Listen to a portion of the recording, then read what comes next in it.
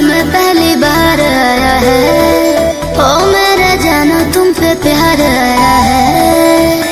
सुना, ऐसी उम्र में पहली बार आया है, ओ मेरे जानो तुम पे प्यार आया है।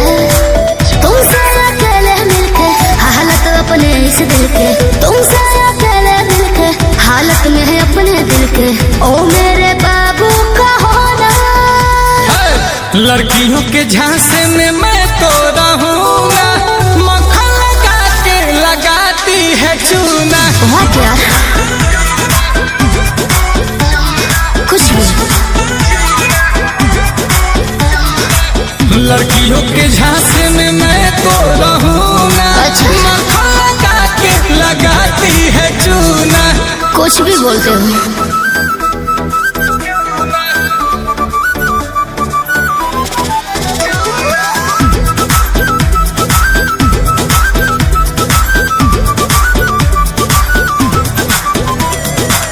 कहते हो सच में हो मेरे राजा, इसको न सपना ही समझो।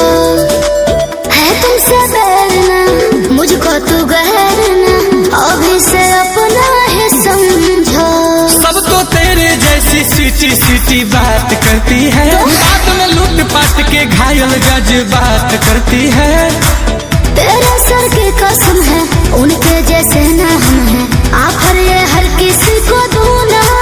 क्या लड़कियों के चक्कर में मैं तो रहूंगा, अच्छा। मक्खन लगा के लगाती है चूना। अरे हम नहीं हैं।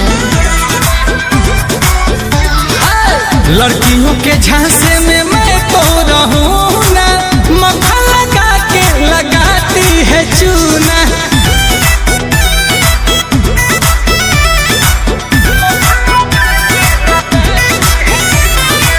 यह गोल्डन चांस का मौका, रोमांस का मिस करना ना सही है।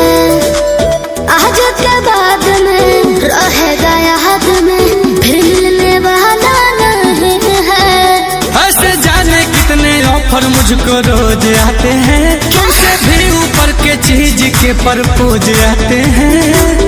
सुनील कोमल सुन लो, करके तो अमल सुन लो, बाद में हमको ना छोड़ना। लड़कियों के झांसे में मैं तो रहूंगा, मक्खन लगा के लगाती है चूना। अच्छा।